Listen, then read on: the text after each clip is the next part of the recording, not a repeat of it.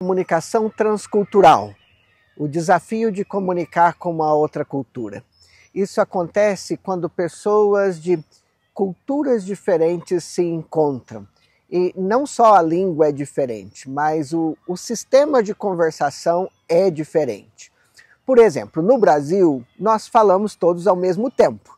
E isso é normal na nossa cultura, ninguém acha que o outro está sendo estúpido por entrar falando na conversa. Mas para muitas culturas isso é algo que não é muito legal, não pode soar até de forma rude isto. Eu me lembro uma vez conversando com uma menina que veio da Rússia e ela chegou no Brasil, nas rodas de conversa, ela ficava esperando a vez dela de falar. Vocês sabem o que aconteceu, né? Ela nunca falava. E quando eu perguntei para ela como ela se sentia, ela disse que talvez eles não me deixem conversar porque eu não sei falar português direito, essa deve ser a razão que eles não estão me deixando conversar. Mas na verdade ela estava se sentindo rejeitada, porque o sistema de conversação dessas duas culturas é diferente. Então a importância de entender que gestos falam, o olhar fala, tudo que você faz ou deixa de fazer está comunicando algo. E esses sistemas são diferentes de uma cultura para outra. Então entender isso é muito importante, porque às vezes nós temos um abismo entre a nossa cultura e a cultura com quem nós queremos comunicar a mensagem ou o evangelho.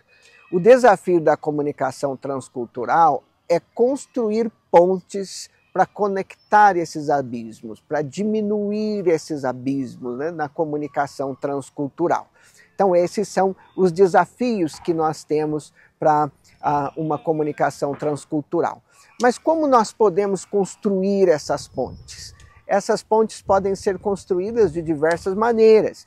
Uma maneira é a amizade, porque ninguém vai começar a falar sobre a cultura deles, como eles pensam, sem um mínimo de confiança.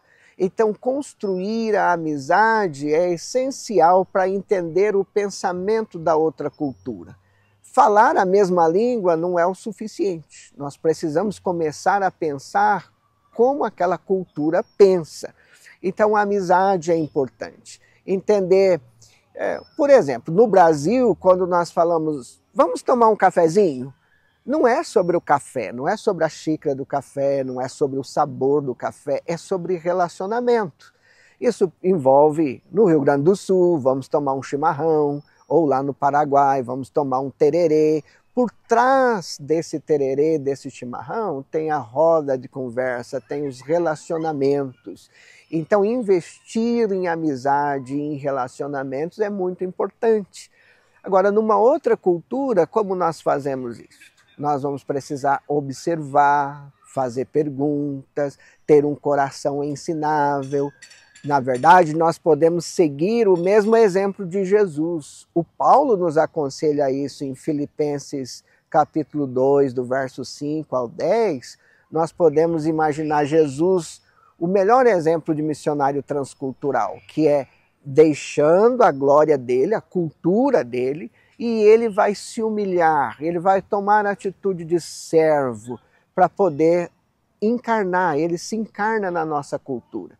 Então essas são atitudes que nós precisamos desenvolver quando vamos para uma outra cultura. Então é atitude de servo, humildade, coração ensinável, fazer perguntas, observar. Então numa outra cultura você precisa observar o que é pertinente nessa cultura que é só para mulheres. Tipo na roda de conversa, aqui só senta mulheres, ou só senta homens. E essas rodas de conversa pode ter também pessoas que é solteiro, pessoas que é casado. O que é o ambiente da cultura para essas rodas de conversa? Então o ambiente também fala muito. Você precisa perceber em qual ambiente eles estão confortáveis para contar suas histórias, para compartilhar o seu coração de uma maneira muito natural. Então esses são desafios para uma comunicação transcultural. Nenhum de nós assim vai sair livre de cometer alguns erros nessa comunicação transcultural. E é bom saber que isso faz parte. e vamos precisar ter o coração humilde, ter um senso de humor, aprender com os erros também, mas na essência é respeitando a outra cultura, tendo interesse por ela, investindo tempo. Eu sei que às vezes numa equipe de curto prazo não tem tanto esse tempo quanto um missionário que vai gastar anos naquele povo. Mas ainda assim os princípios são os mesmos, tanto para quem vai gastar 10, 20 anos, quanto alguém que está chegando para passar um mês ou 2 meses. É a atitude do coração e é entender que existem sistemas diferentes de conversação.